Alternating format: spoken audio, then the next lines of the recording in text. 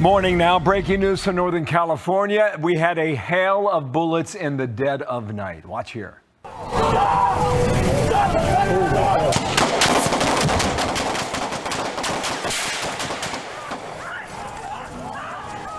So this happened at a Coast Guard base near San Francisco. That's a U-Haul driver barreling towards security, ignoring several commands to stop, and officers had no decision other than to open fire on that truck. And that shooting came after a day of mass protests in San Francisco, and the demonstrations were in response to an expected immigration crackdown.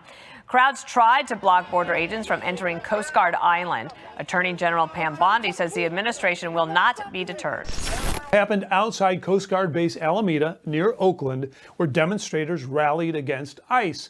That is because the base was to become the staging area for federal agents had President Trump followed through on his threat to deploy law enforcement to the Bay Area. And what you see here is moments before the shooting.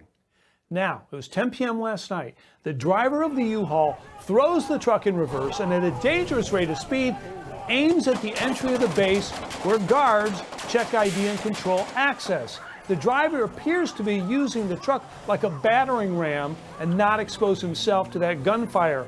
After ignoring repeated calls to stop, the guards, as you see here, open fire and the truck speeds away. No reports of injuries or arrests of the driver.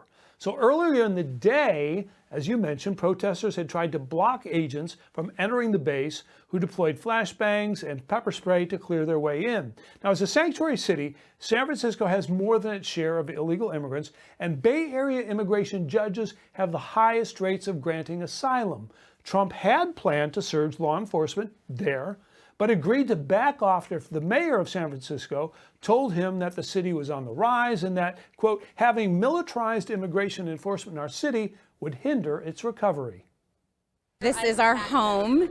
It horrifies me that ICE was going to come here and break up our community. It's important that people feel safe in their homes. It's important that people aren't searched without warrants.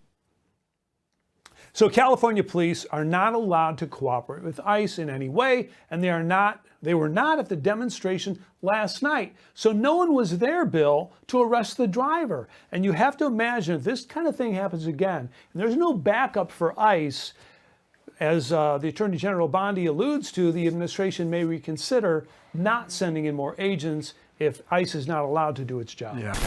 What difference at this point does it make? Join the movement. Feel the vibe.